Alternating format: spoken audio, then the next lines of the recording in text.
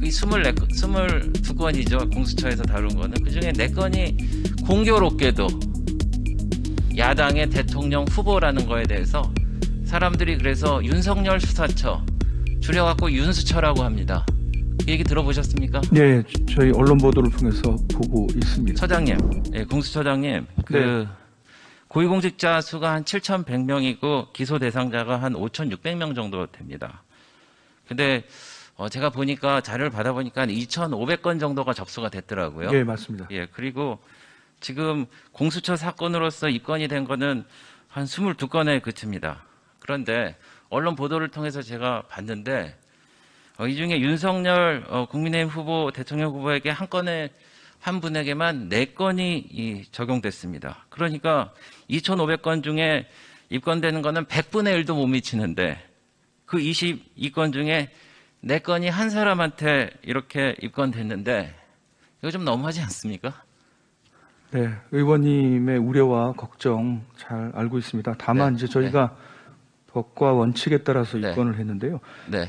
이제 법과 원칙이라 그러면 형사소송법 196조에 수사기관은 범죄 혐의가 있다고 사료하는 때에는 범인, 범죄 사실과 증거를 수사해야 된다 이렇게 되어 있습니다. 알겠습니다. 저희가 처장님. 이제 그 원칙에 입각해서 했는데, 네, 처장님 알겠습니다. 네, 그래서 제가 의아한 거는 네, 100분의 1에 대한 것만 입건을 했는데 그 22건이죠. 공수처에서 다룬 거는. 그중에 4건이 공교롭게도 야당의 대통령 후보라는 거에 대해서 사람들이 그래서 윤석열 수사처 줄여갖고 윤수처라고 합니다.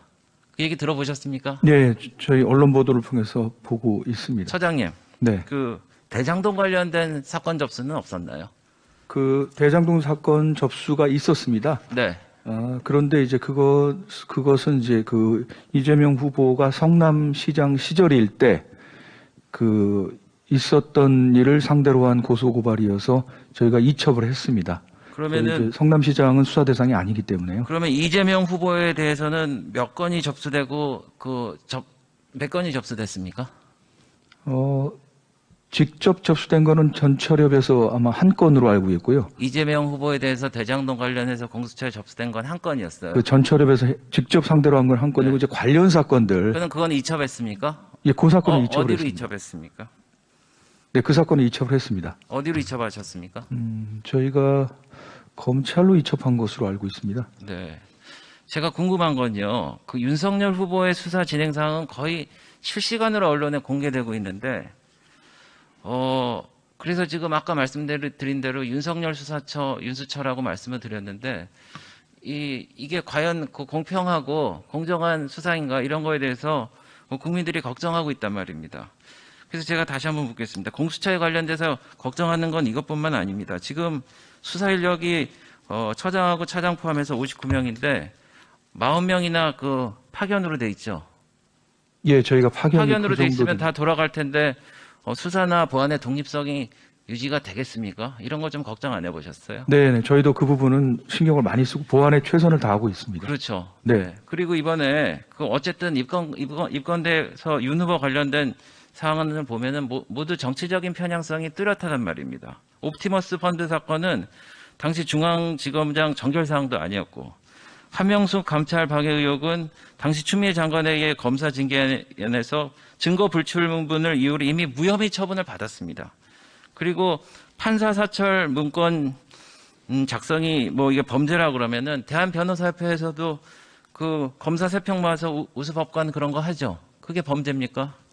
그리고 고발 사주 의혹 역시 손준성 검사의 구속 영장조차 기각된 상태에서 고발 사흘 만에 입건됐습니다. 그렇죠.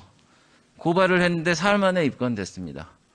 그게 글쎄요, 남들이 보기에는 그렇게 일상적이고 정상적인 상황인가? 특히 이 대통령 선거를 앞두고 어떻게 생각하십니까? 예, 말씀하시는 우려 충분히 저희도 듣고 있습니다. 다만 말씀하시는 사실관계, 법률관계하고 저희가 보는 이제 증거를 통해서 보는 사실관계하고 조금씩 다른 면들이 있습니다. 근데 구체적으로 저희는 이제 수사 상황이기 때문에 말씀은 드릴 수는 없습니다만 네. 조금 다르다는 말씀은 드립니다. 네. 윤석열 후보에 대한 건 언론에 다 풀하면서 나머지는 그렇게 보완을 저희가 문제하시고. 수사기관으로서 뭐 네. 공무상 비밀을 누설하고 있지는 네. 않습니다. 근데 다 다만 국민들이 어떻게 알게 됐을까요? 뭐 그게 여러 경로는 있는 것 같습니다. 변호인 쪽에서 뭐 이렇게 하시는 것도 없지 않아 있는 것 같고요. 하여간 네, 저희가 그리고 제가 다음 질문 하겠습니다. 네. 죄송합니다. 제가 네. 질의 시간이 짧아서. 네. 그리고 공수처에는 위원회가 굉장히 많더라고요. 이 위원회 현황을 한번 좀 보시겠습니까? 저렇게 많습니다. 그래서 연간 운영비를 4억 6천만 원으로 하는데 대부분 30만 원씩 이렇게 회의 참석하는 수단인데 2주 만에 한 번씩 모여서 민간위원들한테 언론 공개 여부도 결정 안 하고 뭐 이렇게 저 위원회를 운영한다는 게 있습니다. 그래서 제가 궁금한 거는 그 윤석열 후보 관련된 이 사건은 입건 여부를 판단하기 위해서 위원회에서 심의를 하셨습니까? 그 심의를 하지는 못했습니다. 그럼 누가 결정했습니까? 저희 내부 논의를 거쳐서 처장님이 결정하셨습니까? 네, 최종적으로는 제가 결정을 했습니다. 그리고 위원회가 이렇게 많고 연간